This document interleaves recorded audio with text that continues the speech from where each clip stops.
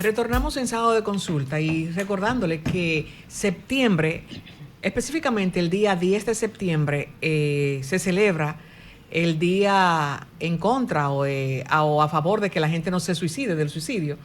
Pero yo no tengo mucha facultad para hablar de suicidio, pero sí tenemos a la especialista, quien es la doctora Alexandra Iches, quien es psicóloga,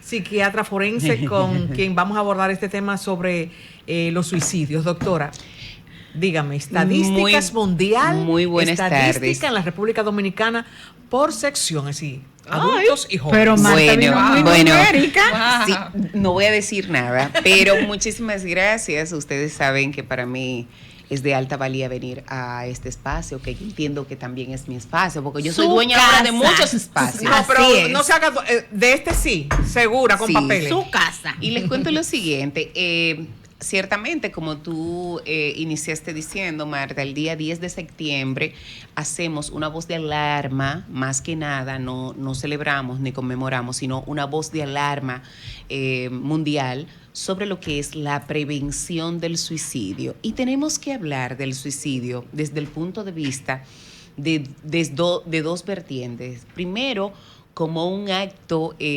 personal y humano per se, y como una entidad netamente social.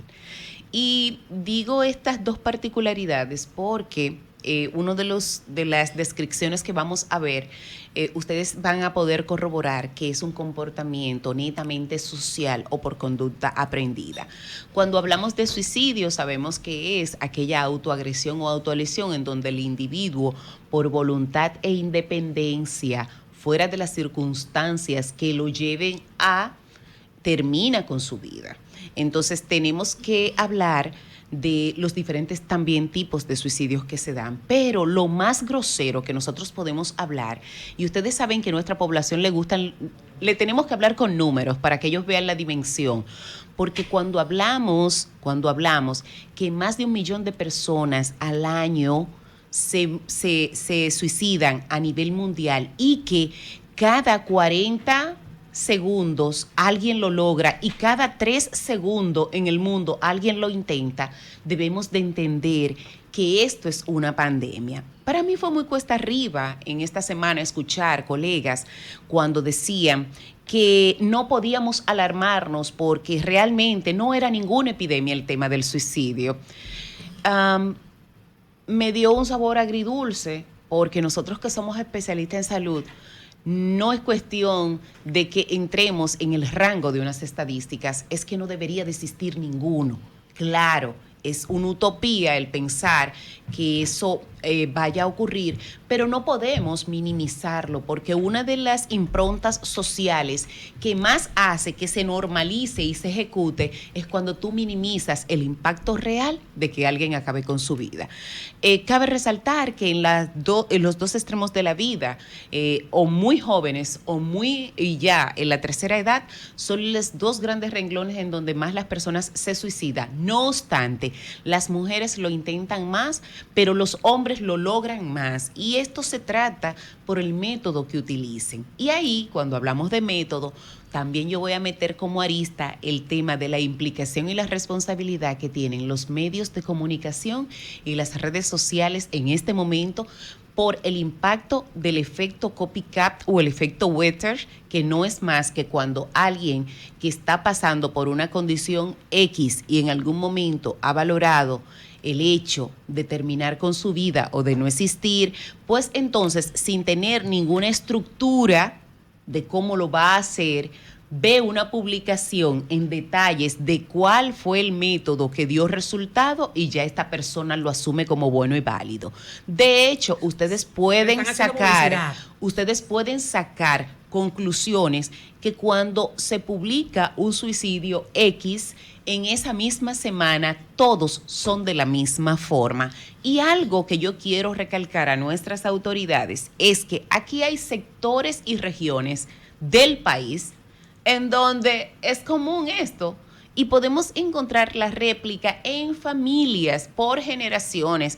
Entonces, ¿hasta dónde esos episodios o esas presentaciones resultan ser un caso de salud pública? Cuando hablamos de salud mental, nosotros siempre hemos recalcado el hecho de que esto no se debe de ver como un servicio paralelo o como una dirección de prestadora de servicios. O sea, el tema de la salud mental es un tema de salud colectiva, de salud pública. ¿Por qué? Porque por cada individuo que tiene una condición, hay de 5 a 9 a su alrededor que se impactan de manera directa. Entonces, quiero dar esta visión, así mismo como ustedes dan su mirada, su dirección del programa. Quiero hacer la dirección de este episodio, de esta entrega, a que tenemos que, sin normalizar, tenemos que hablar del tema suicidio, tenemos que hablar del tema porque es un fenómeno. No es lo mismo un gesto suicida a un intento suicida, a un suicidio consumado, a un suicidio frustrado. Y ustedes dirán, doctora, ¿qué es tantas cosas estas? Miren, los gestos suicidas son esas señales implícitas que da el individuo de que puede hacer algo o de que está haciendo algo para acabar con su vida. Esa expresión, yo quisiera desaparecerme y no volver. Es un gesto. Ay, yo quisiera dormirme y no despertar. Yo quisiera como cerrar los ojos y que pase el tiempo o desaparecerme. O en su defecto, esas verbalizaciones que pueden resultar tan sutiles como yo decirte, Juliana, si yo me muriera, ¿tú vigilarías a mis hijos? ¿Tú cuidarías a mis hijos? ¿O tú vas a llorar por mí? O poner a la persona, estos son unos tanteos que pasan desapercibidos.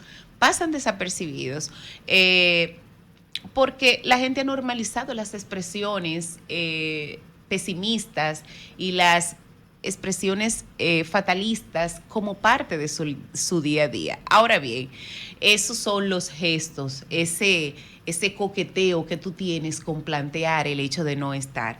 Los intentos es cuando ya tú has ejecutado un hecho o un acto per se, un intento, qué sé yo. Tomaste tantas pastillas que no debía. Tomaste tal cantidad y de hecho hay algo bien elemental. La causa número 1 de autolesión o de patrones de intentos y de suicidios es en este caso un trastorno del estado del ánimo como base, llámese una depresión. Las personas piensan que todo el que comete este acto muchas veces es solapado por una presión mediática o por un impulso. Es multifactorial, pero está determinado que más del 60% tienen una condición de una depresión como base. Y estamos hablando que en nuestro país se suicidan cada 13 horas una persona. Y quiero hacer la aclaración de que estos son los que se reportan. ¿Por qué, Marta? Porque tenemos unas estadísticas sesgadas. ¿Qué se llaman estadísticas sesgadas? En este caso, confusas, no correctas, que no son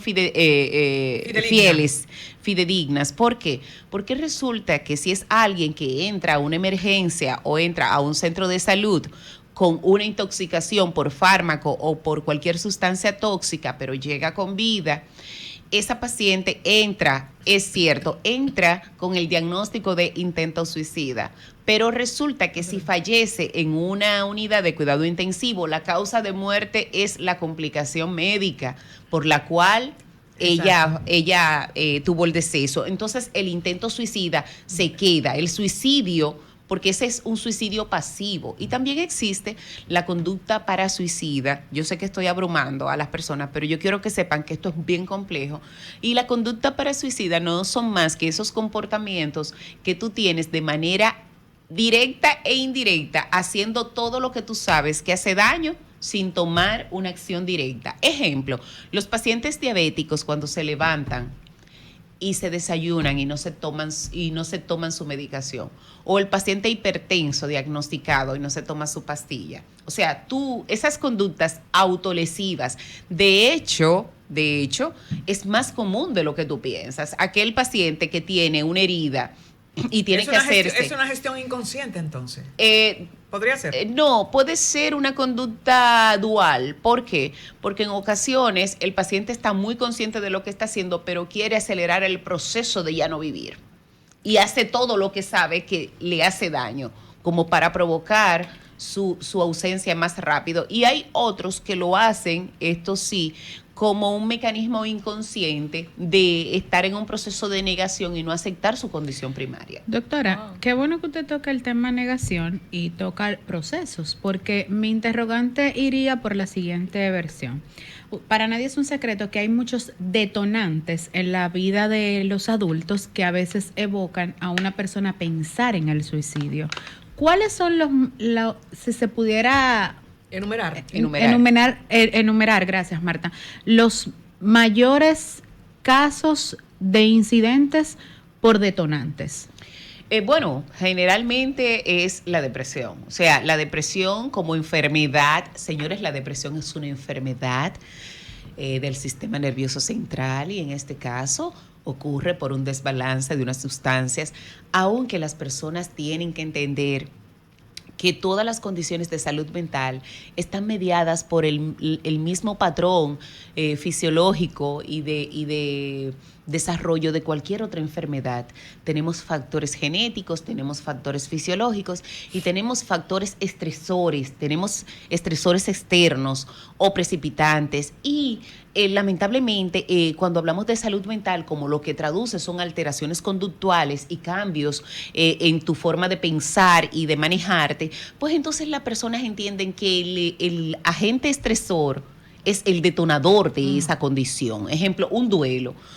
Tú puedes hacer un duelo patológico y caer en una depresión grave, y probablemente todo el mundo va a decir, no, lo que pasa es que ella se puso así después que fulano murió. Uh-huh. Claro, tú hiciste un duelo, el fallecimiento de esa persona fue el detonante, pero ya tú tenías otras condiciones fisiológicas, bioquímicas y también quizás un comportamiento genético que traías que te hizo que en vez de hacer un duelo fisiológico o un duelo normal, pues entonces me cayera en una depresión profunda. Ahora bien, en República Dominicana tenemos que tomar en cuenta que también parte de los factores externos que influyen de manera directa es que aquí hay muchos depresivos funcionales. Hay muchas personas que tienen un trastorno depresivo y hacen su día a día, porque la depresión tiene la característica que hay muchos síntomas que las personas se van acostumbrando y ya no forma parte de su importancia o de su preocupación. Ahora bien, la ansiedad sí te hace ir huyendo al médico porque tú sientes que te estás muriendo. Sí. O sea, tú sientes que te estás muriendo. ¿Cómo así, doctora? Claro, la ansiedad con aquellos episodios de crisis de pánico son las que te hacen ir. Un paciente dura entre 8 y 15 años antes de llegar al psiquiatra ya teniendo síntomas. Uh-huh. Y los trastornos depresivos, a menos que no den indicios muy contundentes, tampoco. Ejemplo, cuando me llega a consulta un adulto joven por debajo de 25 años. Una paciente como porque aquí yo, se han extendido los parámetros de adultos jóvenes y eso, que lo quieren poner hasta los 40. Yo no sé, ¿qué? Vamos a llegar a los 50 y todavía vamos a seguir siendo adultos jóvenes. Yo también. Entonces resulta que en realidad los adultos jóvenes es hasta los 25 años. Muchas gracias, doctora. Nosotros doblamos casi eso. Entonces, ¿qué ocurre? Cuando un adulto joven me lo llevan a la consulta y yo le diagnostico una depresión, yo estoy segura que esa depresión empezó a presentarse desde la adolescencia, es seguro. Entonces tenemos ahora como desventaja todo el tema de las redes sociales y la presión mediática que existe por la necesidad de estar presente, de ser, de pertenecer y de like. Entonces, un paréntesis, eso, aparte de las causas del suicidio, depresión, pero también presión.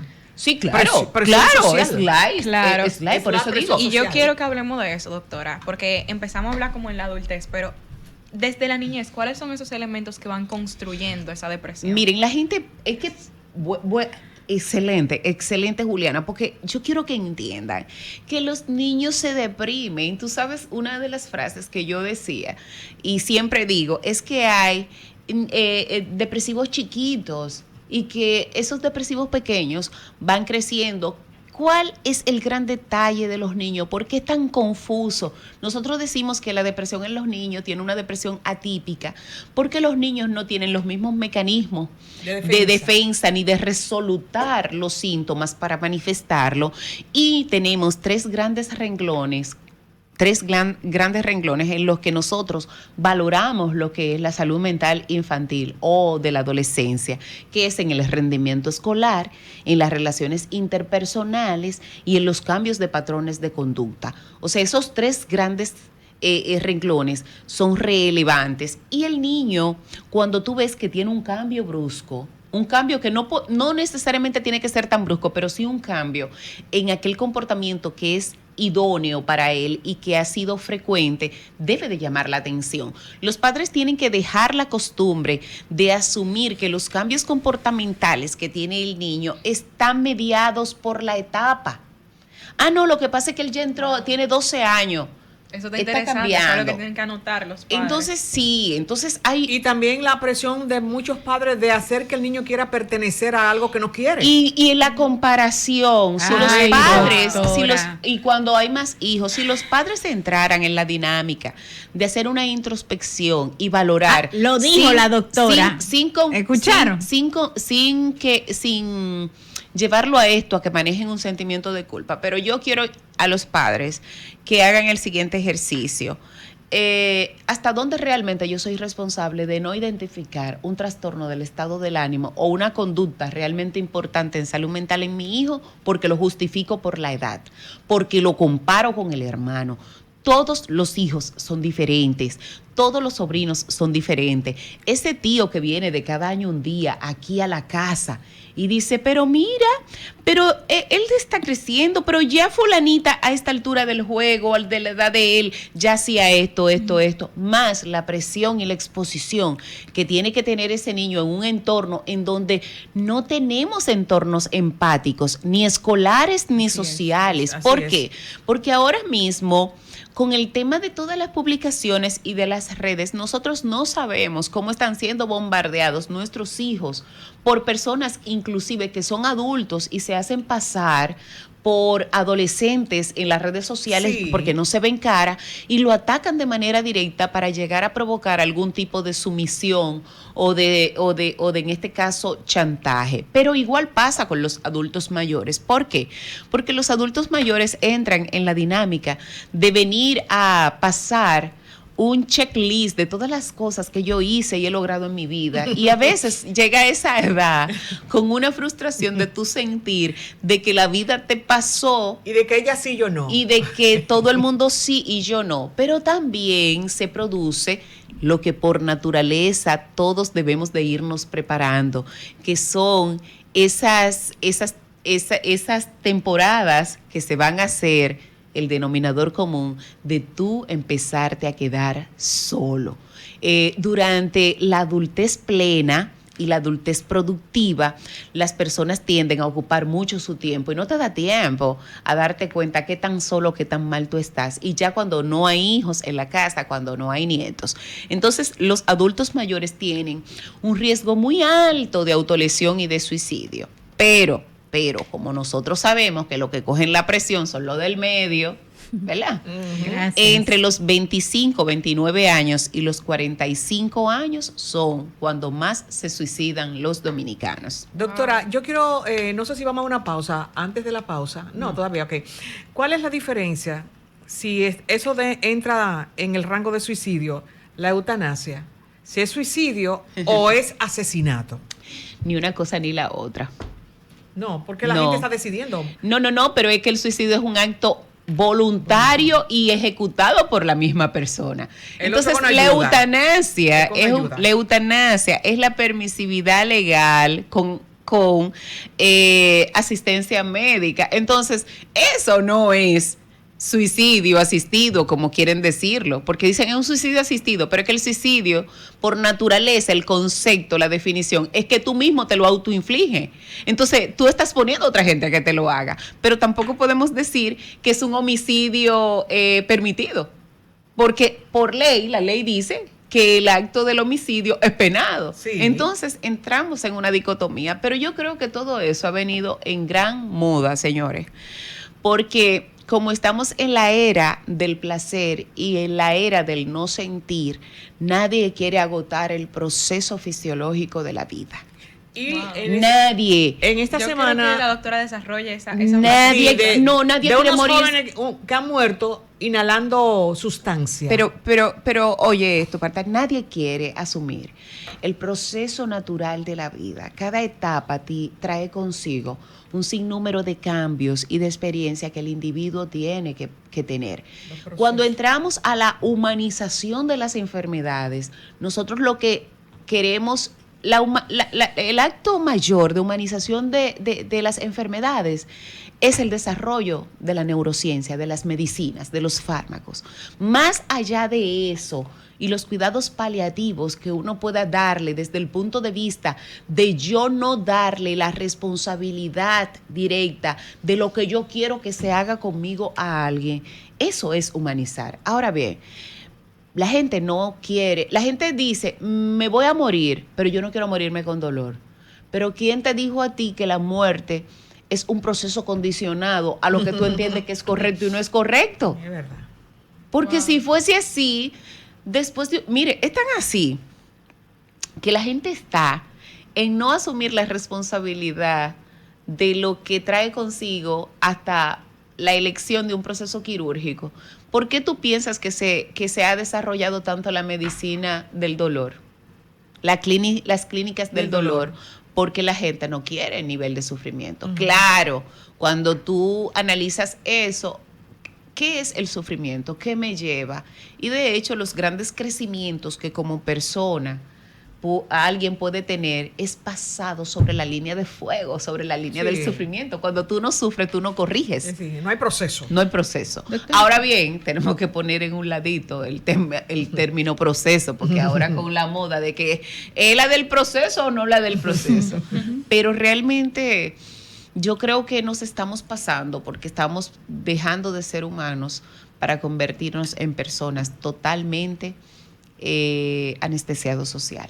Doctora, Wow. yo tengo preguntas, pero Dios mío. vamos a colocar nuestros contactos para que nuestros oyentes se sumen a esta consulta y así Sí. yo hago la mía luego. Sí, de- sí, Y Nelia tiene la de ella Y también. Nelia. Entonces, Juliana me preguntaba que cuáles cosas también podían influir de forma directa. Ahora mismo hay muchos factores referentes, pero algo que yo quiero traer a colación es que también en esta semana salió en la prensa Justo que por no ahí iba mi pregunta. bueno, yo me voy a adelantar, que el ministro de Salud, el doctor Víctor Atala, daba a conocer de que ahora la conducta suicida iba a ser reportada en lo que era el boletín epidemiológico semanal. Yo tengo que hacerle una aclaración a la población porque quizás todo el mundo piensa, siempre se ha registrado y se ha reportado lo que es la conducta suicida y los intentos suicidas y los suicidios a lo que es el Ministerio de Salud. Que el ministerio lo publique o no, son otros 500. Son otros 500, porque cualquiera pensaría que este es un dato que se deja pasar y que no se reporta. Si fuese así, no tuviéramos estadísticas trimestrales de los suicidios que se lamentablemente que acontecen nosotros, o sea, están. Lo que pasa es que ahora, en vista de la epidemia, porque sí es una epidemia, el tema de las conductas autolesivas, y que dicho sea de paso, nosotros tenemos una incidencia que va en aumento de suicidios. Cuando a mí me dicen, no, porque nosotros tenemos unas estadísticas similares a la de Brasil, donde tenemos 6.9 por cada 100.000 habitantes, pero es que 6.9 por 100.000 de habitantes de Brasil no es lo de Dominicana. Exacto, que somos sumamente. Entonces, para que las comparaciones estadísticas en salud sean justas,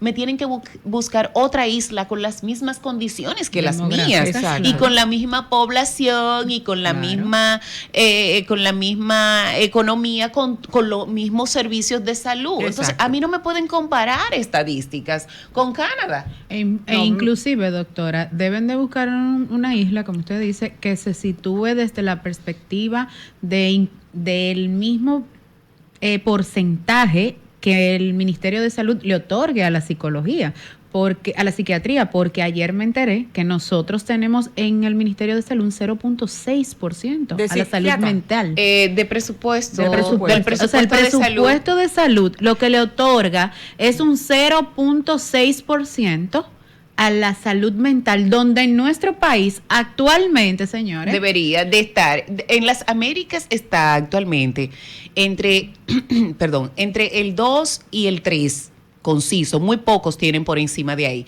Sin embargo, la OPS y la OMS están pidiendo que se coloque por encima del 5%. Claro. Wow. Nosotros lo que tenemos es 0.6. Nosotros no tenemos, y tenemos que ser justo, porque algo que yo quiero que se entienda, que este abogue que hay por el tema de la salud mental no se trata de gobierno, es una deuda que el Estado de décadas y décadas atrás tiene con el tema de la salud mental. Y uno de las líneas que más yo repito es que es tan así que esta es la única especialidad que tiene una ley. O sea, nosotros fuimos tan ausentes para lo que para lo que es nuestra Constitución con relación al derecho de salud, somos tan ausentes en nuestra Ley General de Salud que tuvo que sacarse a flote una ley de salud mental que, dicho sea de paso, nunca ha sido ejecutada, y que durante el periodo de campaña, y yo tengo ahora que hacer punta de lanza con todos aquellos que se montaron en la gran ola después de esto de lo del COVID con el tema de la salud mental, y que solamente uno se ha mantenido y que sabemos ha encontrado muchísimas piedrecitas en el zapato, que ha sido Aníbal Díaz, con relación a mantener, a que se reformule, a que se revise este tema de la ley de salud mental. Ahora bien, 06. Tiene que ser ajustada a los tiempos, porque esta ley fue promulgada en el 2006. Tenemos un contacto, doctora. Vamos, buenas tardes. Sí, buenas tardes, Primitiva de la Romana, un abrazo. Gracias, Primitiva. Adelante con su inquietud a la doctora. Sí, amén. Doctora, ¿cree usted que si se ponen a poner a la luz pública los suicidios, eso puede llevar a que si alguna persona tiene como No te entendí bien. Creo que interpreté su pregunta, que era que si uno exponía a las personas que realizaban el suicidio, si eso no iba a provocar que otros también lo hicieran, que usted hablaba de eso. Ahí viene el equipo, el famoso efecto Werther. Werther fue una novela... fue su escritor, una novela muy famosa en donde él escribía que una pareja de enamorados, bien sufrida, el chico se suicida, y a partir de ahí, y en esa época, todos los chicos que se encontraban en situaciones similares empezaron a suicidarse de la misma forma que el protagonista de la novela. Nosotros tenemos aquí regiones como en el Ceibo, en Atomayor, en donde la característica fundamental de los suicidios consumados por esta zona son en el mismo lugar, las personas van al mismo lugar, lo hacen de la misma forma y a veces pertenecen muchísimo a la misma familia. Entonces, ¿qué ocurre? No existe el efecto contagioso de que si yo hablo de suicidio, más personas se van a suicidar. Lo que sí hay un efecto contagioso negativo es en la sobreexposición y detalles de lo que es el método, la forma y las características. Y aquí entra una responsabilidad directa sobre los medios de comunicación. Yo me pregunto, que dicho sea de paso, voy a decir como un meme de una niña que sale por ahí, dicho sea de paso, vuelvo y lo repito, aquí hay normas y hay leyes, pero realmente como nadie está para fiscalizar esa parte, pues entonces pasa desapercibido. Yo quiero que sepan que las familias de personas que se han encontrado en situaciones de este tipo, que han cometido suicidio, frente a una vulnerabilidad y a una sobreexposición, tienen el derecho de demandar. Claro, y sobre por todo, lesiones. Personas de escaso, carenciados. Y que, la prensa... y que tenemos como valor negativo agregado es el tema de que existe la huella digital y esas imágenes se quedan ahí. Entonces, muchas veces exponemos y sobreexponemos a que dolientes y personas vivan y revivan esas escenas y, por supuesto, tengan lo que es una evolución y un manejo totalmente desacertado. Doctora, perdón que le interrumpa porque veo que ya casi se está acabando el tiempo y no quiero que terminemos sin que usted nos dé algunos consejos para la prevención del suicidio. Mira, la prevención del suicidio debe de ser algo tipo campaña, así como las cosas se vuelven virales. Porque aquí se vuelve viral lo que no debe. Exactamente. Entonces, la prevención, ¿cuáles cosas nosotros podemos hacer para prevenir? Primero, son en dos grandes renglones. El que está al lado de alguien, ¿qué puede hacer alguien que esté al lado de una persona que lo ha identificado con una depresión o con un riesgo suicida alto? Dejen de estar diciendo que pongan de su parte y saquen de abajo. Es lo primero. O de cuestionar. Óyeme, ¿y por qué tú vas a hacer eso? Pero muchacho, si tú tienes familia. Tú fueras como yo, y por favor. He pasado más que tú. Sí, porque lo que hacen es que descalifican los motivos y el dolor de esa persona. Sí. Y por consiguiente, mucho cuidadito con meter el plano religioso. Porque regularmente cuando alguien está sumergido en una depresión profunda, siempre hay otro que le dice, pero tú no crees en Dios. Si es una persona que tiene arraigos religiosos, ustedes sabrán que tiene una contradicción interna muy profunda porque sabe que tiene un sentimiento que no le debe de agradar a quien sigue religiosamente. Y la persona que esté pasando por una situación de depresión profunda, unos pensamientos obsesivos, rumiantes, intrusivos, identificar a su alrededor de manera rápida a alguien, contarle lo que le está pasando, buscar ayuda, entender que esta es una situación que puede estar mediada inclusive por condiciones médicas, porque hay enfermedades endocrinológicas que cuando los pacientes están disparados, cuando los pacientes están desajustados o en no control de su condición, se instalan unos pensamientos rumiantes y unos pensamientos obsesivos. Saber que la ayuda se puede gestionar, claro, siempre y cuando también tengamos una respuesta oportuna y constante de nuestro sistema de salud. Yo sí sé que las cosas pueden cambiar. Yo sí sé que... Pero sí esperamos eso, doctora, porque hemos visto en las redes,